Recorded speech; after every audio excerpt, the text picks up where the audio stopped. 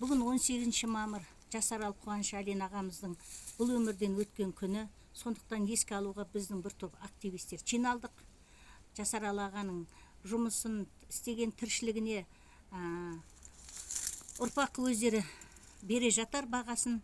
Біздің беретін бағамыз ағамыздың жасап кеткен құрып өзінің маңдай терін сіңген мынау Алға Қазақстан партиясын ары қарай жалғастырамыз.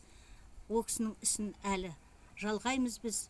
Артында ол кісінің көп қолдаушылары бар, мүдделесі бар, пікірлесі бар. Сондықтан біз келіп тұрмыз бүгін. Ол кісінің істеген тірліктері, Қуаншалин ағамыздың жасаған ісін тарихта жазылады. Ол кісі тарихқа ойып тұрып ортасынан орын алады. Сондықтан біз Жасарал ағамызға келіп басына өзіміздің ықыласымызды білдіріп, бүгін тебіреніп тұрмыз. Бүгін ол кісінің қайтыс болып, осыдан 3 жыл бұрын шуылдап атқан кезіміз болатын. Ағамызға біз сіздің ісіңіз өлмейді, партияңыз жалғасады, осы істеген тірлігіңізді халық ұмытпайды.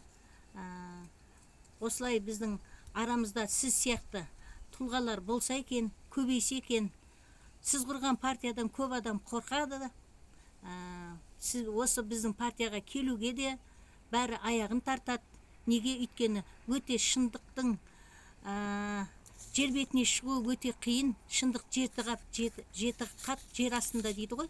Соны шығару өте қиын нәрсе екенін білдіңіз. Соны ептеп көрсеттіңіз, бізге ұғындырдыңыз.